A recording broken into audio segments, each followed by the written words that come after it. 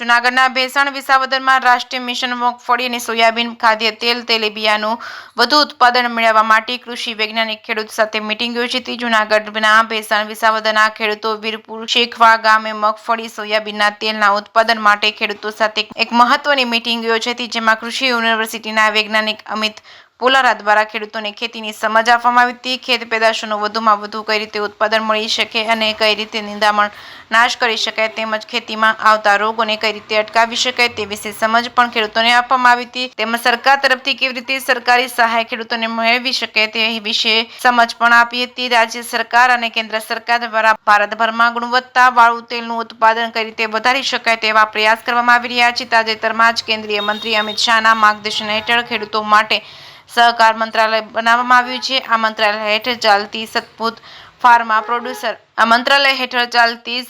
Farmer producer company limited NABARD દ્વારા ભેસાણ વિસાવદરના 2091 ખેડૂતોને વિનામૂલ્યે મગફળી અને સોયાબીનનું વિતરણ તદ્દન ફ્રીમાં કરવામાં આવ્યું છે, જેને લઈને મોટી સંખ્યામાં ખેડૂતોએ બિયારણનું વાવેતર કરી મોટી સંખ્યામાં ખેડૂતોએ લાભ મેળવીને પ્રતિ હેક્ટર દીઠ મગફળી અને સોયાબીન બિયારણનું વાવેતર કર્યું છે। ખેડૂતોમાં ચોમાસુ સિઝનનો ખેતરમાં ઉભો પાક પણ ખૂબ સારી ક્વોલિટીનો છે અને ખૂબ સારું બિયારણ હોવાથી ખેડૂતો આશા સેવી રહ્યા છે કે બમણું ઉત્પાદન આવશે। ગુણવત્તાવાળા સારા બિયારણ મળતા ખેડૂતોએ સરકારનો આભાર માન્યો છે। જે ગુજરાતી સાથે પંકજ વેગડા, ભેસાણ।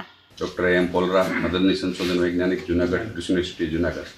હાલમાં જ્યારે ભેસાણ અને વિસાવદરના સંયુક્ત ઉપક્રમે વીરપુર શેખવા ગામે આજરોજ એક રાષ્ટ્રીય મિશન ખાદ્ય તેલ તેલીબિયા અંતર્ગત સત્રભુજ ફાર્મર્સ પ્રોડ્યુસ કંપની દ્વારા એક ખેડૂત મિટિંગનું આયોજન કરવામાં આવ્યું છે। આ ખેડૂત મિટિંગમાં તાલીમની અંદર ખાસ કરીને તજજ્ઞ તરીકે, વૈજ્ઞાનિક તરીકે મારી નિમણૂક કરવામાં આવી છે। ત્યારે જૂનાગઢ કૃષિ યુનિવર્સિટી વતી અને આ ફાર્મર્સ પ્રોડ્યુસ કંપની અને જૂનાગઢ જિલ્લા ખેતીવાડી ખાતાના સંયુક્ત ઉપક્રમે આ તાલીમ થઈ જવા રહી છે। ત્યારે જે કાંઈ 2091 જેવા લાભાર્થી ખેડૂતો છે, આ લાભાર્થી ખેડૂતોને મગફળી અને સોયાબીન ફાર્મર્સ પ્રોડ્યુસ કંપની તરફથી આપવામાં આવ્યું છે। ત્યારબાદ આ ખેડૂતોને વાવેતર બાદ જે કાંઈ પડતી મુશ્કેલીઓ છે અથવા તો એની વૈજ્ઞાનિક પદ્ધતિઓ અપનાવવા માટે થઈને આજે આનું આયોજન કરવામાં આવ્યું છે। તે મોટી સંખ્યામાં ખેડૂતો પણ ઉપસ્થિત છે।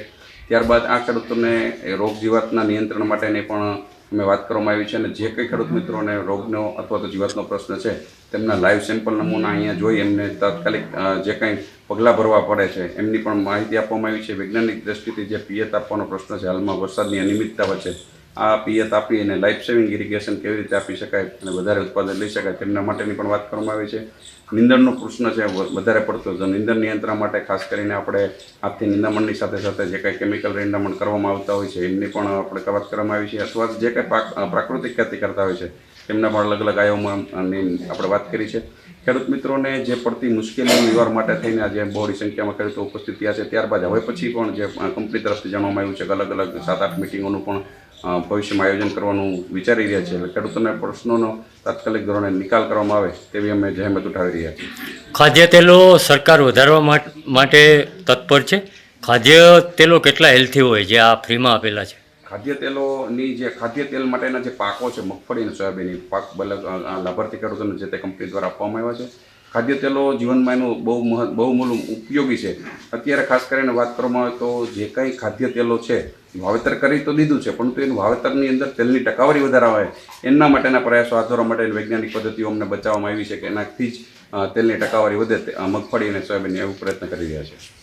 મારું નામ મહેશભાઈ ભનુભાઈ સિરોયા, ગામ વીરપુર અને વીરપુર શેખવા ગામનો રહેવાસી ને મેં સત્રભુજની અંદરથી સોયાબીનનું બિયારણ લીધેલું હતું અને સોયાબીન મેં વાવેલા છે અને અત્યારે માનું કે 20 થી 25 દિવસના સોયાબીન થયેલા છે અને વાવેતર સોયાબીનનું કર્યું છે। સોયાબીન બહુ સારામાં સારું અટાણે ઉગાવો છે અને ઉત્પાદન પણ સારું આવે એવું અમને આશા છે કે ભાઈ 20 થી 22 થી 25 મણ સુધી સોયાબીન ઉતરશે અને બહુ સારું બિયારણ લોકો આપેલું છે અને ફ્રીમાં આપેલું છે।